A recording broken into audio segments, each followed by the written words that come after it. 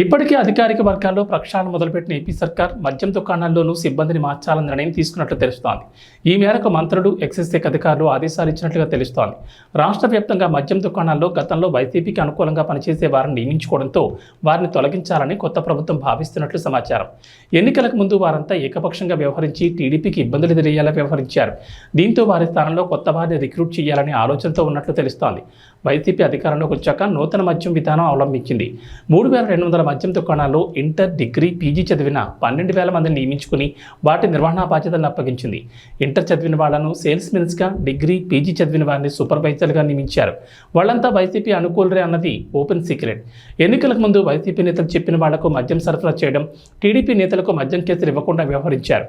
అయితే కూటమి సర్కారు అధికారంలోకి రావడంతో టీడీపీ మద్యం విషయంలో టెండర్ విధానం తీసుకొస్తుందని భావించారు.